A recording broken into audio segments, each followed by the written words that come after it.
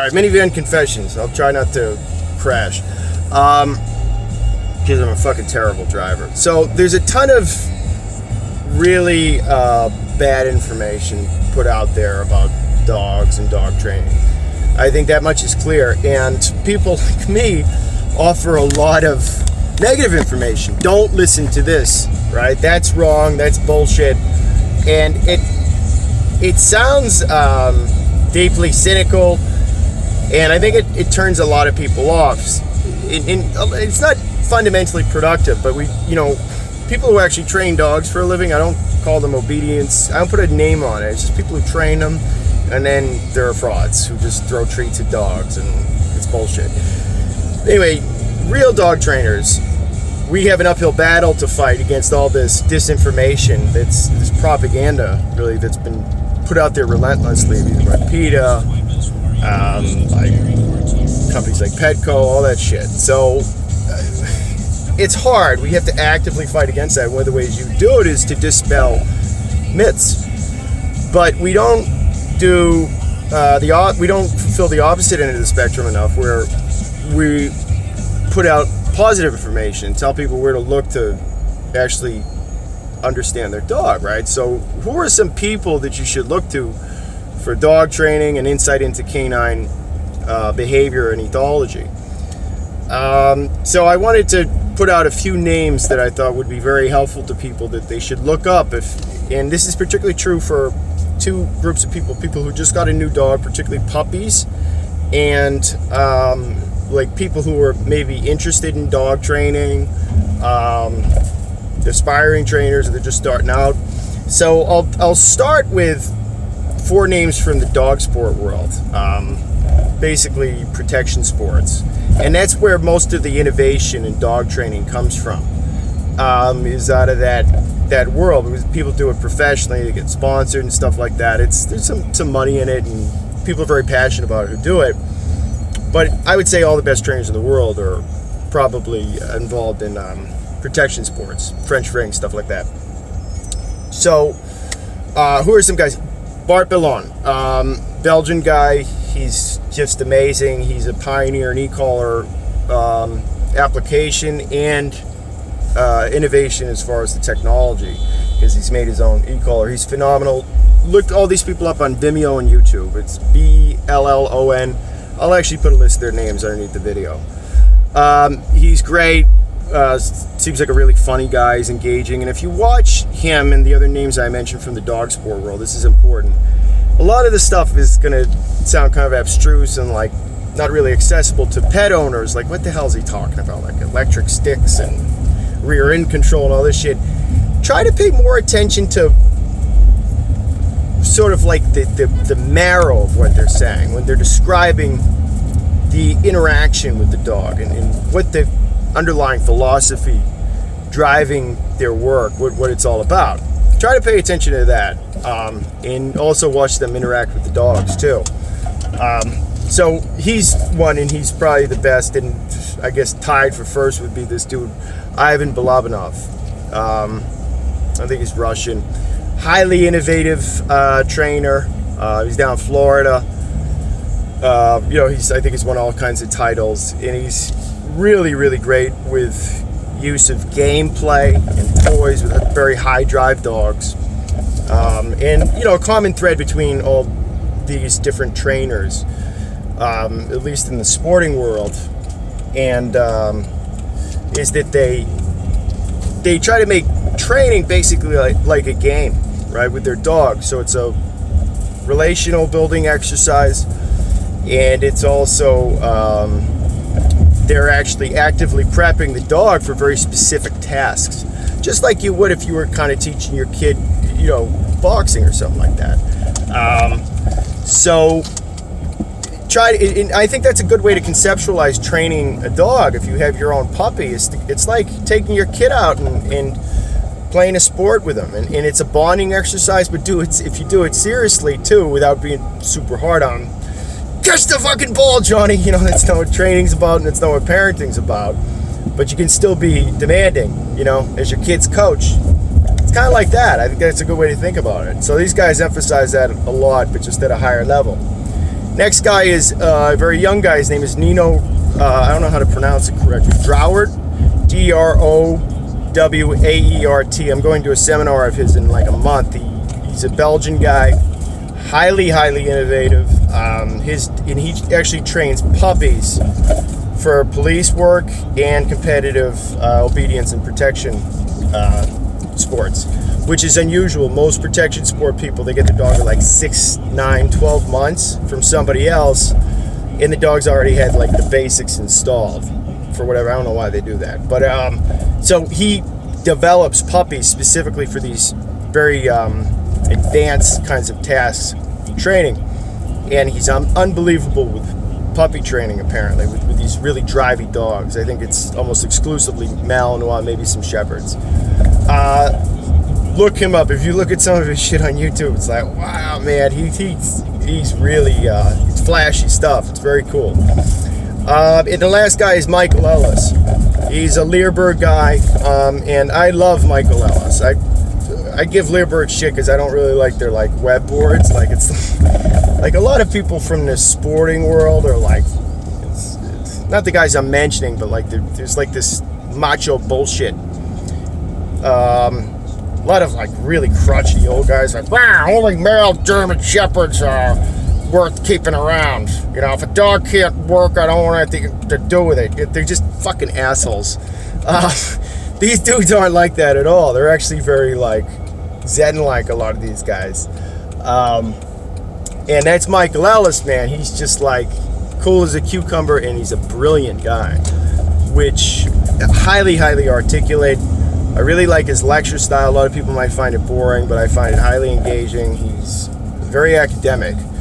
A lot of the techniques that Leerburg uses, I don't incorporate quite as much. I don't do a ton of luring, although I should do more of it and get better at it, because it limits you in terms of reward options a little bit, and my skills with luring aren't great. But that's not the point. The techniques for pet owners and even for trainers starting out, that's secondary. It's more about gleaning insight into canine behavior and just their general philosophy on training. And Michael Ellis's lectures on aggression and fear periods in young dogs are some of the best. It's some of the best information you'll find out there on dogs, period. Okay, so those are 4 guys. The other guys I wanted to mention, I should have mentioned them first, and this is, well, again, pet owners and young trainers too, equally, and they're probably the closest to like the style of training that I use, and they emphasize leash technique, which is huge. It's hard to find good information on that, and it's so important, especially in New York. But it's Michael DeBruzzo the company's name is Canine1. Just phenomenal information, and the articles they've written. He wrote an article called "Dominance Debunked," or is it? It's probably the single best piece of reading that I've done on canine behavior and instinct. And he totally clarifies. He basically defines very clearly what social dominance is, what it actually means in ethology, and it's not pin the dog on the ground and alpha roll him. It's actually first right to limited resources and right to discipline. So it's 2 very specific things. He goes into like how that concept has just really polluted people's minds about dogs, and it's critical if you want to really deal with dogs at all, and particularly if you are dealing with a dog with aggression issues. You got to understand how resources work and how right to discipline works. Phenomenal information. Can't recommend him highly enough. And he did a great YouTube video called Leash Ninja that I think every pet owner should watch, and it's a very easy leash style to incorporate. I don't do the exact same thing, use a similar style. Watch it and do exactly what he says, because it's a highly detailed, informative. It's about a half hour long. You get a puppy, learn the technique, and apply it with your puppy. It's very gentle and it's very effective. So there, and then there's other pet trainers out there but they're dealing with conflict, right? So really good obedience trainers, whether it's a guy like Jeff Gelman or whatever, and they're putting out very good information for pet owners whose dogs have already developed behavioral issues. But I'm saying, like, it's better to get ahead of that, you know. So if you're a first-time dog owner and you're just starting out, it's good to just avoid all that shit. And conflict is very unlikely, at least at a higher level, if you do things right from the beginning. Well, one other pet guy is Larry Krohn, Krohn, and he's a phenomenal trainer, but really his e-collar information that he puts out there is incredibly detailed, and he's been the best communicator in the industry about that tool, which is the most controversial tool out there, and really it's nonsense, the whole controversy, because it's not a big fucking deal, the e-collar. But that's how I explain it. I'm like, dude, just put it in your hand, fucking stop, it's bullshit. I don't have any tolerance. He's like a really patient, nice guy, and he explains it thoroughly in detail and goes over and over. He's like positive about it. Imagine that. I can't. So he's a great guy to go to because he'll help you understand the e-collar. It's a great tool because it's going to teach you how to get your dog off leash. They live better lives if they could be off leash. Okay, so a couple final names, and they are not involved directly with dog training.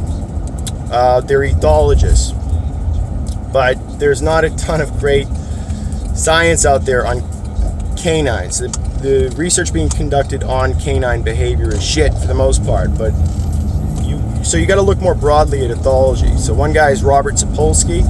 He's a primatologist.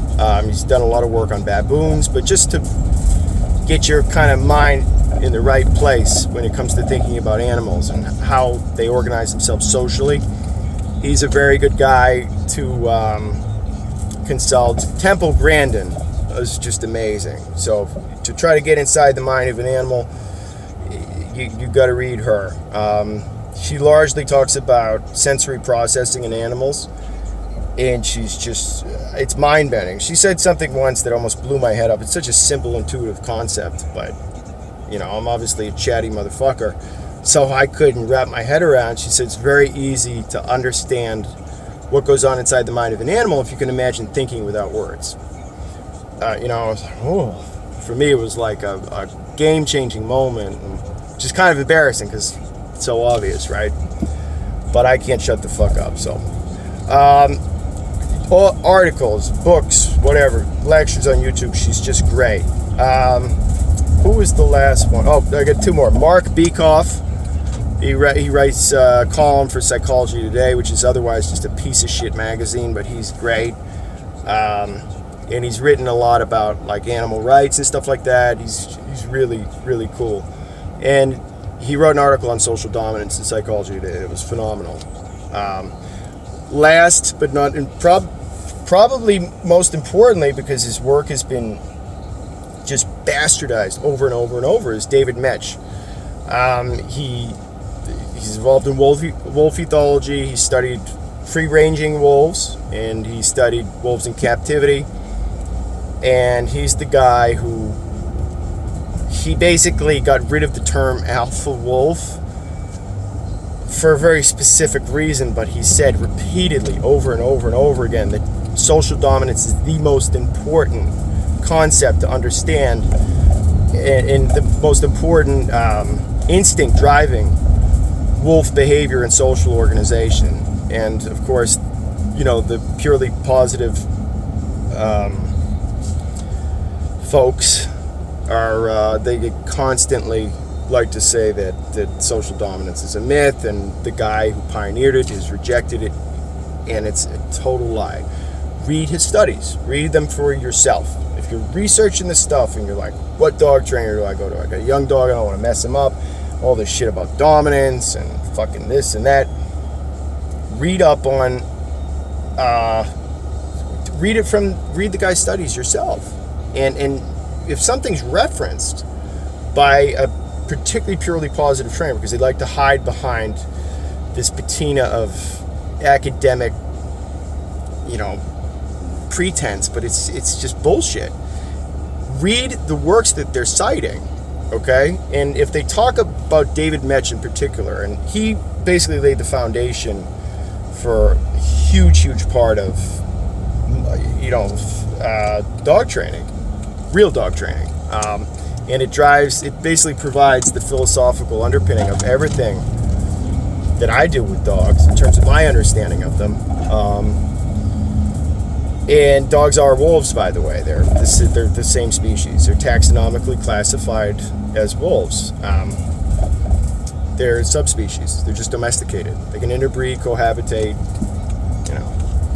So you got to understand the wolf if you want to understand the dog. And David Mech is the dog. He's the dog father. So check him out. He's a little boring because it's academic, but it's again, there's so much misinformation out there on this subject that if you really are confused, do the work. Okay, be active. Be an active participant in your dog's life. And if you go out there and you really study up on this stuff, you tried. All right, you might make the wrong decision, but at least you fucking tried. All right, and these are some starting points. So I want to really offer this up as a source of positive information that people can start to bridge out and do their own research and figure this stuff out. And all that stuff is informed. All the people I referenced, all their work, is provided a ton of influence for me. So, I may not be right, but I got my reasons, and I think those are good people to look at. And look at them. If you think they're bullshit, then whatever. But you were actively thinking, and you were trying.